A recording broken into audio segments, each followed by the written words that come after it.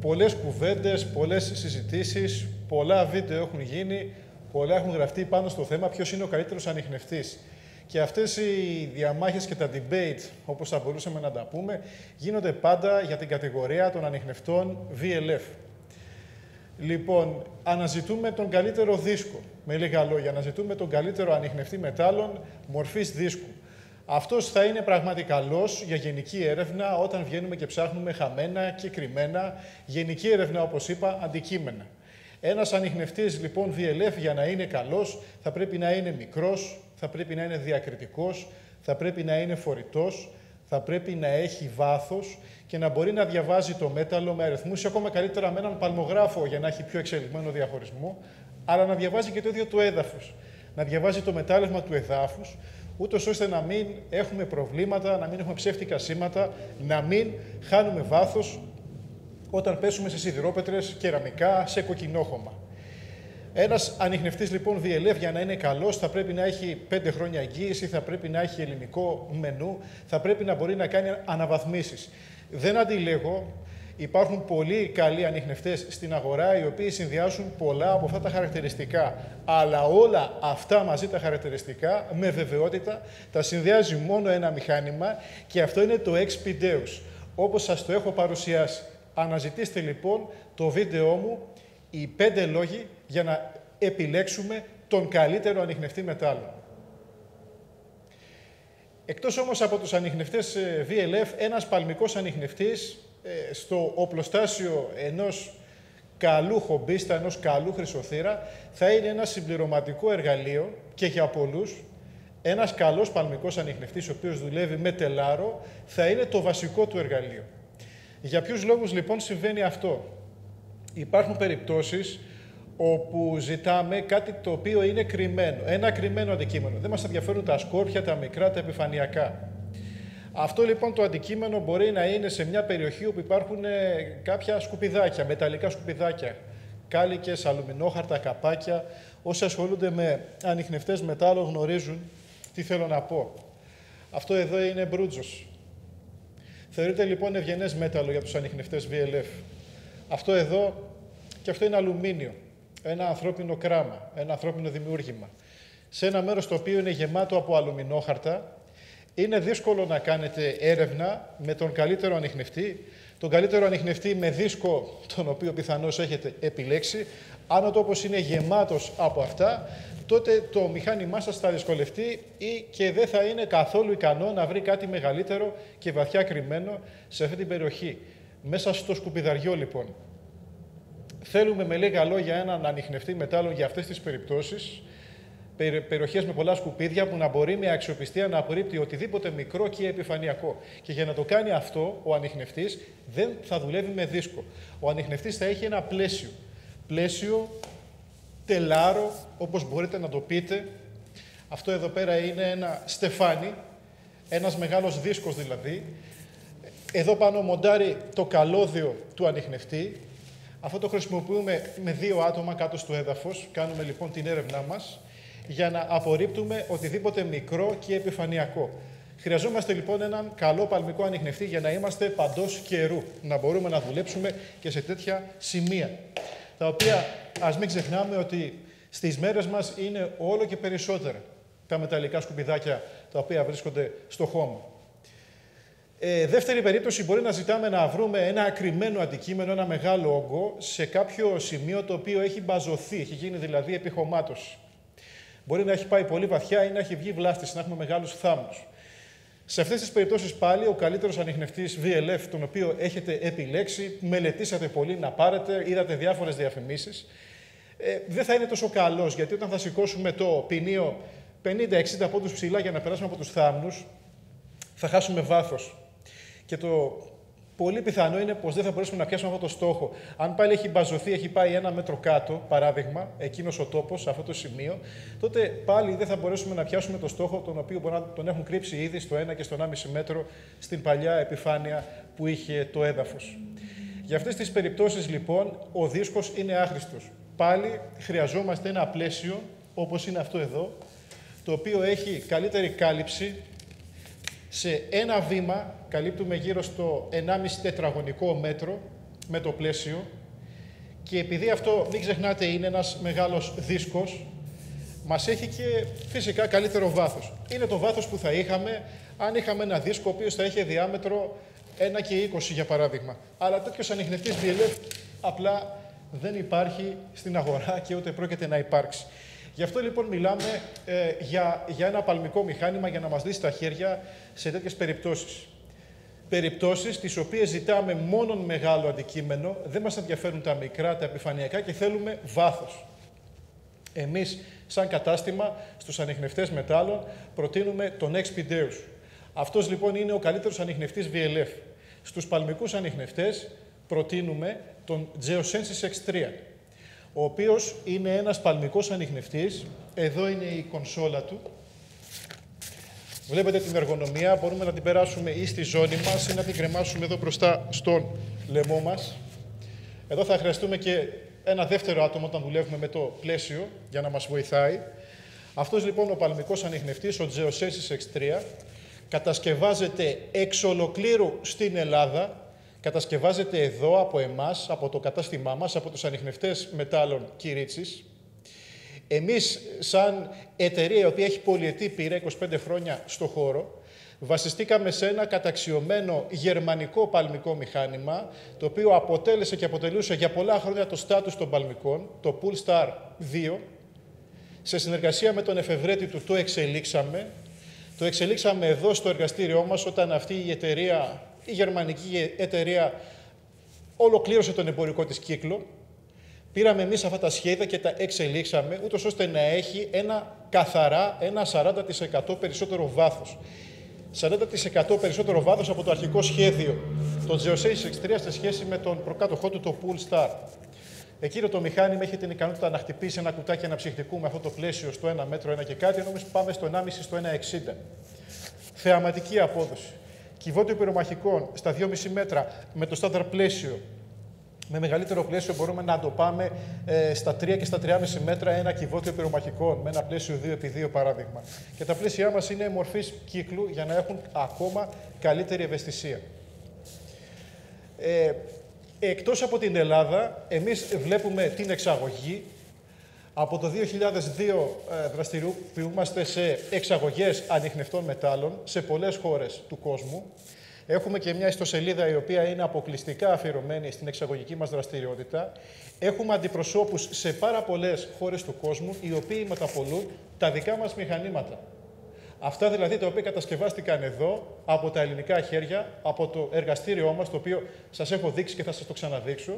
Έχουμε αντιπροσώπους, καταστήματα τα οποία πωλούν ανιχνευτές μετάλλων σε διάφορες χώρες του κόσμου, τα οποία πωλούν και προωθούν τα μηχανήματά μας. Πρόσφατα σας είχα δείξει και μια δοκιμή από το νέο αντιπρόσωπο του Geosensys X3, την Viso Metal Detectors, μια εταιρεία η οποία βρίσκεται στην Ινδία. Έκαναν την πρώτη τους παραγγελία αυτοί λοιπόν οι επιχειρηματίες εκεί. Έκαναν τη δοκιμή, γιατί ήθελαν να είναι σίγουροι για το τι πουλάνε στους πελάτες τους, να ελέγξουν ότι όντως αυτό είναι ένα αξιόπιστο μηχάνημα, ένας βαθύς ανιχνευτής μετάλλων.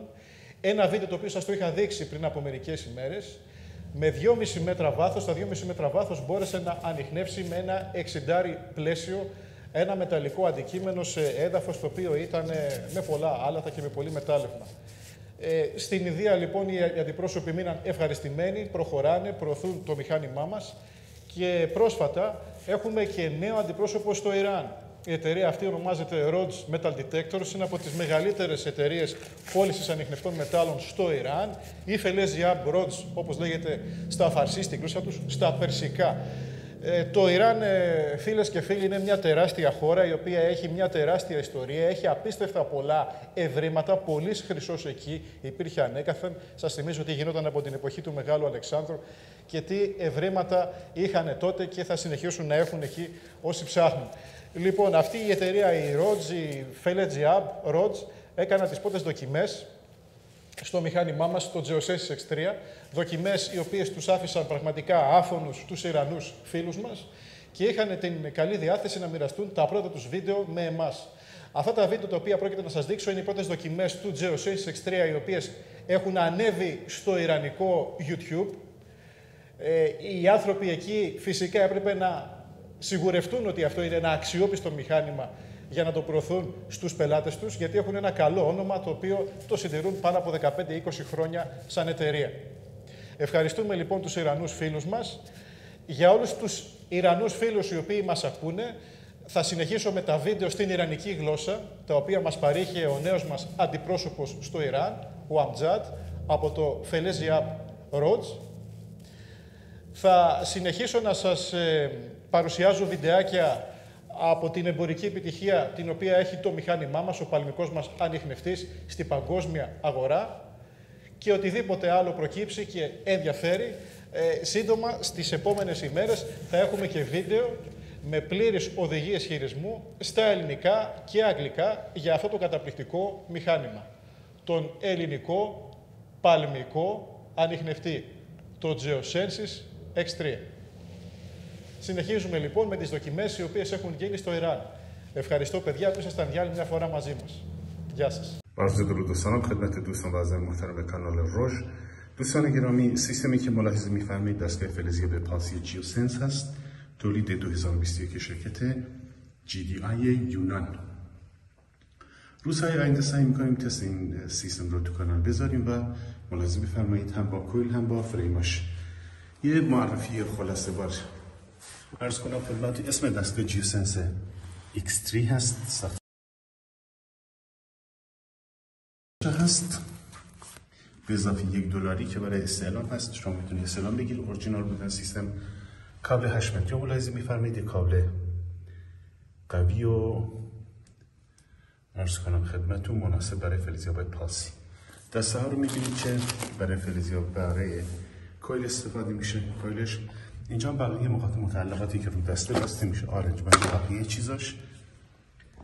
اینجا یه سوپر پراپ داریم که هم به عنوان پین پوینتر میشه ازش استفاده کرد و هم جاهایی که باریک لوپ رو نمیشه رد کرد فرستاد، از این سوپر پراپ استفاده میکنیم. اینجا شارژرشه. اینم کابل 4 متریشه. توی فریم روی فریم 1:1 بسته میشه. چیزایی که واقعا لازم بوده ما گرفتیم همراهش. یک کویل 45 سانتی خیلی قشنگ، خیلی محکم و قرص و محکم و مناسب کار در محیط خیلی خشن و مناطق کوهستانی جنگلی اینجور جاها.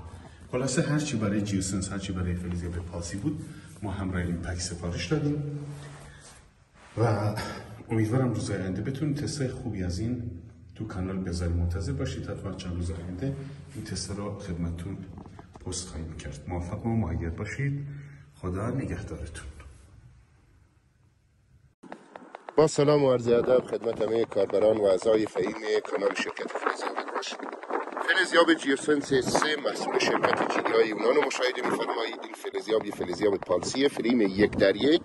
اونو ما رو زمین گذاشتیم به دلیل اینکه فعلا خاک یه مقدار خیسه و عرضم به حضورتون میخوام ثبات و پایداری سیستم رو تست بزنیم.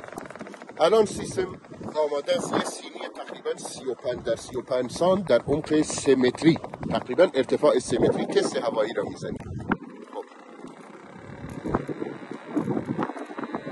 زحمت دستتو بلند کن. بلند. الان دوباره کلن بردار. سین رو بردار. اینم ثبات سین. دوباره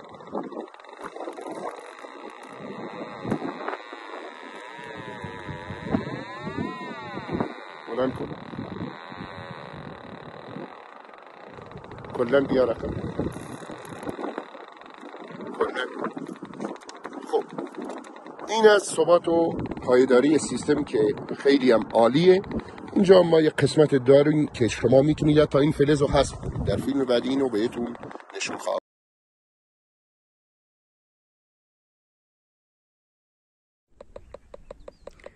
به نام خدا. این دستگاه جیوسنسیس هستش. پالس ثبات فوق العاده زیادی داره، عمق فوق العاده بالایی داره، تنظیمات فوق العاده راحتی داره. یه دونه ولوم هست که هم سویچ روشن خاموش هست، هم ولوم صدا. یه دونه بالانسه که معمولا دست پیش نمیخواد بزنید چون با ریست تنظیم میشه. یه دکمه ریست داره، تنظیم میشه. این ولومن گذاشته که شما بخواید فویل رو حذف کنید به ترتیب هر چی میبرید بالاتر به همین طریق شما اینو میبرید بالا، فویل و یا قطعات ریز رو حذف میکنید باهاش. خب حالا ما میذاریم توی حداکثر حساسیت برای چیزای ریز و درشت. یه دونه ریست. خب یه دونه سکه رو تقریبا سکه 500 تومانی رو ملاحظه بفرمایید، سکه 500 تومانی است. الان دستگاه بالانسش فوق العاده راحته، همین، هیچ نیاز به هیچ چیز دیگه، سختی دیگه نداره. ملاحظه بفرمایید یه دونه سکه رو این تا چه سانتی میگیره. این تیرک ما هست.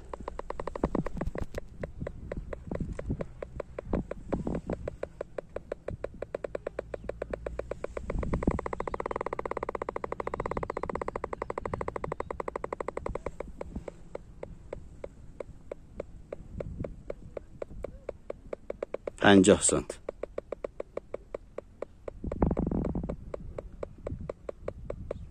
ملاحظه میفرمایید این 50 سانتی متره.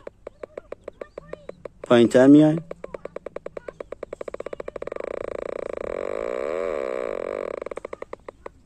خب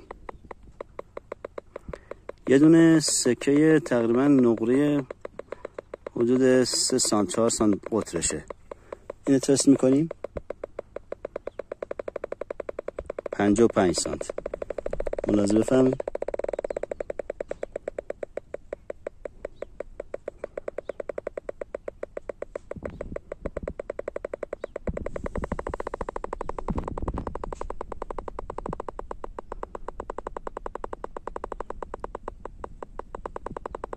پایین‌تر به وضوح مشهوده که داره سنس میکنه، پیدا میکنه.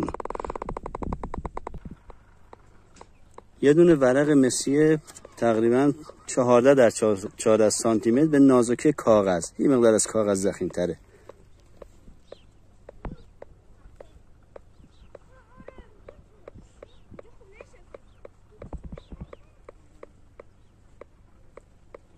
« 120 سانت.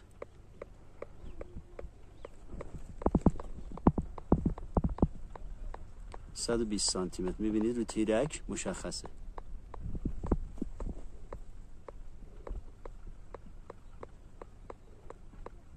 خب یه دونه ورق 50 در 50 سانت استیل رو تست میکنیم. ملاحظه بفرمایید.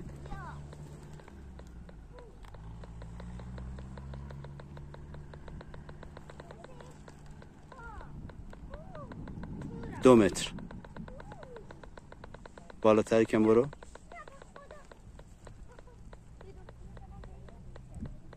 دقیقاً با لوپ 45 سانتی متر ورق 50 در 50 رو 2 متر داره پیدا میکنه.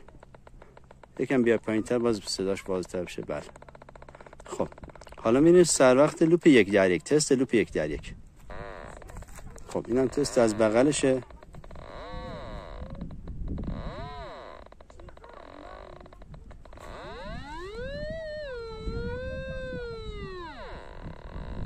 خیلی با ثبات دستگاه، زیر برق فشار قوی هم با همین ثبات کار میکنه.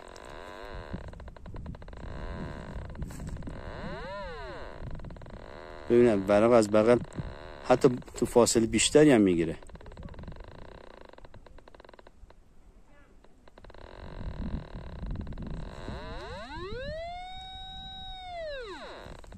خب یه بار دیگه صدا رو کمتر میکنیم که شما ملاحظه بکنید ثبات دستگاه رو. یه دونه ریست.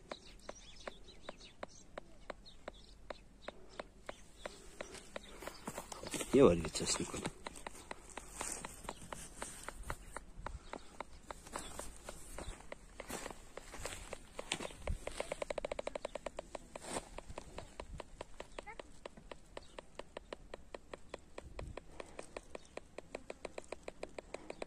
بیش از 50 سانتی متر، حدود 55 سانتی متر میگیره. ملاحظه بفرمایید.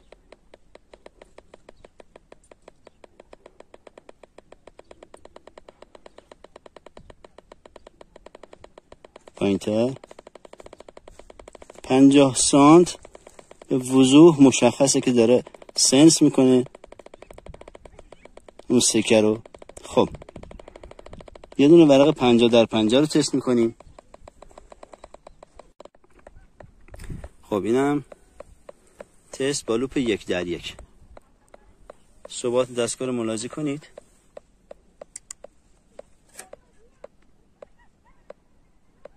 خب یه دونه ورق 14x14 سانتی متر مسی.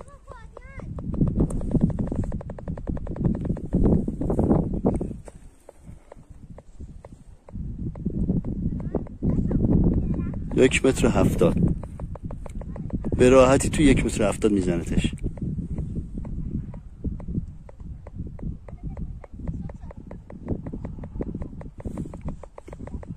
یه ورق 14x14 متر رو با لوپ 1x1 ملاحظه میفهمیم که تو 1 متر 70 سنس میکنه. هرچی میام پایین تر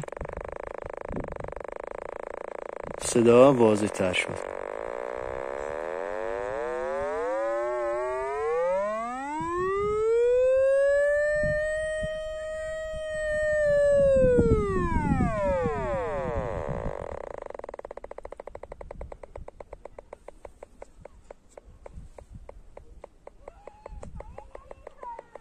به راحتی میتونم بگم تا 1.75 هم میزنتش واضح.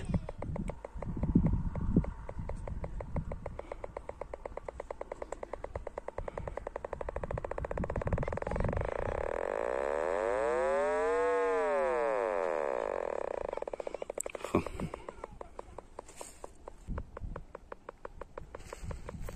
یه دونه ورق 14x14 مسی رو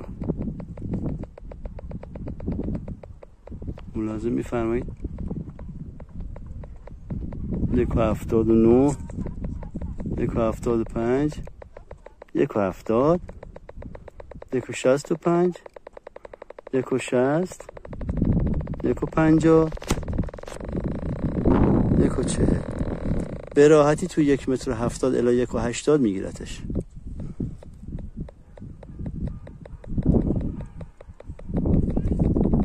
ملاحظه کنید 1.80 الان.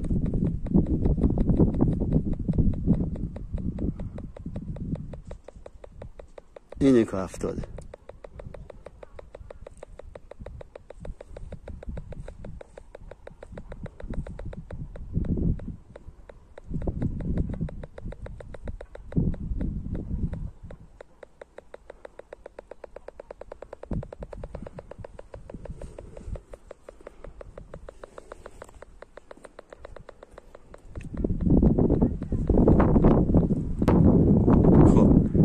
تست یه دونه ورق 14x14 سانت مسی رو ملاحظه کنید با لوپ 1x1 توی 1.70 به راحتی آشکارش میکنه. تست کن لطفا.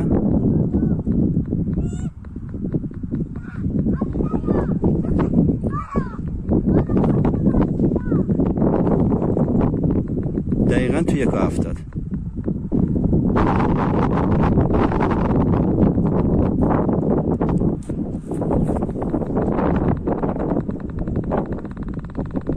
ملاحظه میکنید هرچی میاد پایین تر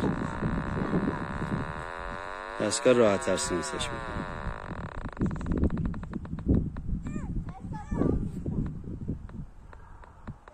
دقیقا 1.70 به راحتی مشهوده.